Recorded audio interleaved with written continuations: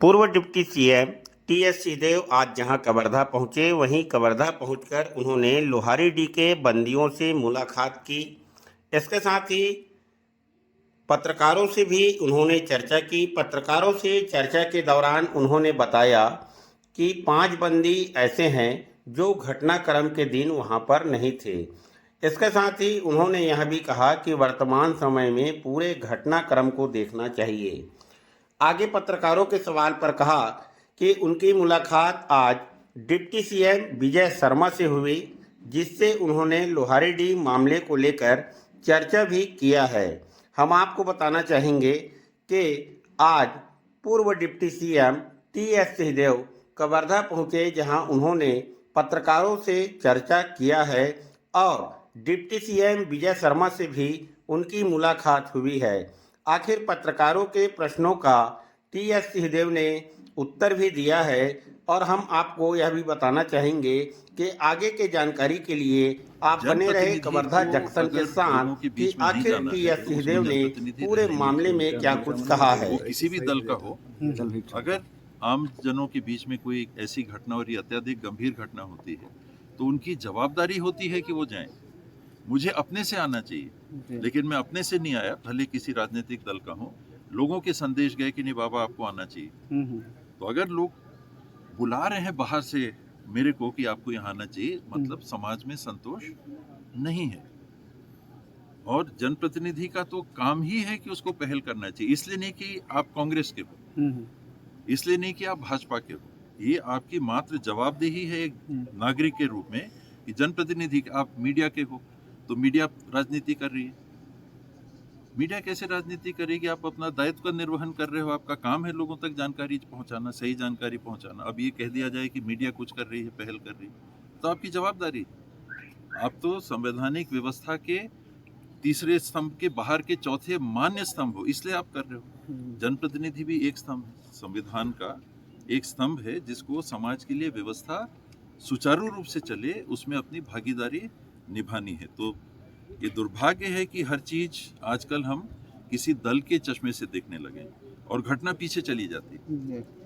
बात सिर्फ घटना की होनी चाहिए और घटना में जो दोषी हैं, 3 मृत्यु हुई और इसका बैकग्राउंड है, इसके पहले के झगड़े हैं, उसको कब्जे के लेके झगड़े हैं, कोई जेल गया है। दोनों जन जिनकी मृत्यु हुई इसके पहले जेल जा चुके हैं, उनके ऊपर कार्रवाइयाँ हो चुकी हैं, अलग अलग धाराओं में कार्रवाइयाँ हो चुकी हैं। तो ये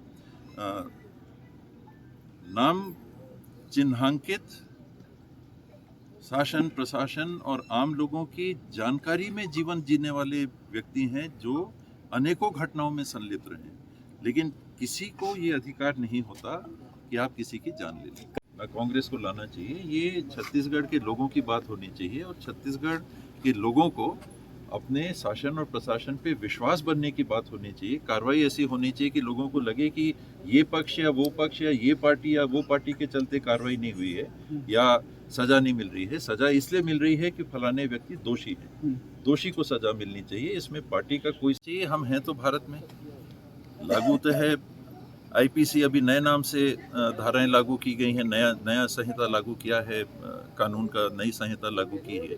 कार्रवाई तो उसी में होगी। जो दोषी है अगर बॉडी वहां पाई जाती है तो उसका जुरिस्डिक्शन हो गया, उसका कार्य क्षेत्र हो गया। मध्य प्रदेश की पुलिस कार्रवाई कर रही है, आना तो चाहिए, होना चाहिए, कार्रवाई होनी चाहिए। कार्रवाई जब तक देखिए, ये बात मेरे जानकारी में नहीं थी कल जब मैं उनसे मिला कि 7 लोग हैं जो कह रहे हैं कि हम मौके पे नहीं थे। उनमें से 5 तो ऐसे हैं जो कि बाहर थे, दिवंगत की लाश के साथ थे, मध्य प्रदेश में वहां पर लाश के साथ थे। तो ठीक है, लेकिन प्रथम दृष्टया इसमें क्या है मामला कि अगर ये थे कि नहीं मौके में, उनके पास कोई सबूत है तो देखना चाहिए और इनके परिवार वालों के लिए देखना चाहिए। गांव में दोबारा शांति की स्थिति बहाल हो सके, इसको देखना चाहिए। ये अपने सबसे पहले तो परिवार में चिंतित है। किसी की पत्नी है, किसी की बेटी है, कोई स्कूल जाता था। एक ने बताया कि मेरी बेटी और कचरू की बेटी ये साथ में आत्मानंद स्कूल में 10वीं में पढ़ते हैं। कभी कचरू छोड़ने जाते थे या लेने जाते थे, कभी ये छोड़ने जाते थे या लेने जाते थे। उसी बाबत उनकी पत्नी ने या बेटी ने भी फ़ोन करके कहा कि पापा नहीं आए हैं या घर वाला नहीं आया है। तो एक ऐसे व्यक्ति हैं। और सभी के साथ ये स्थिति है कि उनके परिवार का क्या हो रहा है, उनको ये नहीं पता चल रहा है कि परिवार का खा रहे हैं कि नहीं, क्या स्थिति में है, सुरक्षित हैं कि नहीं, ये उनकी चिंता है। और स्वाभाविक है कि बंदी है तो आदमी दबा रहता है, मानसिक रूप से आदमी दबाव में रहता है कि हमको बंदी बनाया गया। लेकिन सबका भाव ये है कि हम जिनसे मैं मिला हम घटना में थे ही नहीं। तो ये 7 के 7 लोग कम से कम मेरे ख्याल से 33 लोग हैं, इसमें से 7 लोगों का कहना है कि हम तो मौके पे थे ही नहीं। सरकार करीब 7 बंदियों से चर्चा हुई। इसमें ज़्यादातर वो लोग थे जिन्होंने लाश को उतारने के लिए, किसी को पुलिस से खबर आई थी, किसी को परिवार वालों ने बोला था कि वो वापस नहीं आए हैं, किसी को संदेश आया कि मध्य प्रदेश की सीमा में ऐसी लाश लटकी हुई है, इन लोग को बुलाया गया।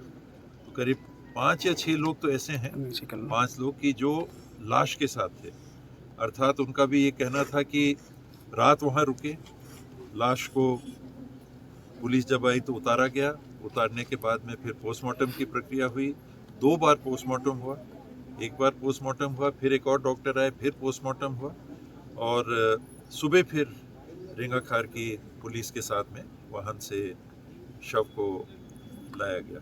तो ये तो इनकी बात से ये लगा कि ये 5 लोग तो घटना के समय गांव में ही नहीं थे।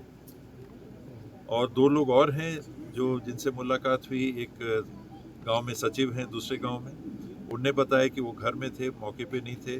तो 7 लोगों से जो मुलाकात हुई उनकी बात से तो ये लगता है कि वो मौके पे ही नहीं थे। 5 तो ऑन रिकॉर्ड जहां लाश थी मध्य प्रदेश में वहां थे। तो ये बातें सामने अभी चर्चा में आई हैं। ये भी लोगों ने बताया कि सिर पे चोट थी, और एक व्यक्ति ने बताया कि जो गमछा था, गमछे पे खून के दाग थे, हाथ में यहाँ चोट थी, खून दिख रहा था, हाथ में चोट थी।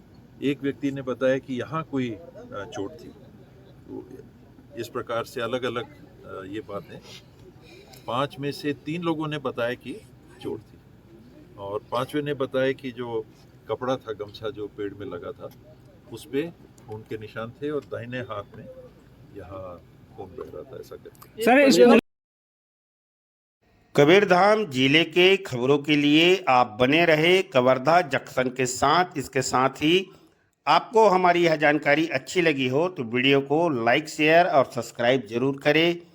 इसके साथ ही बेल आइकन दबाना ना भूलें, जिससे हमारी पहली वीडियो सबसे पहले पहुंचेगी आपके पास। आप सभी का कवर्धा जंक्शन में बने रहने के लिए बहुत बहुत धन्यवाद।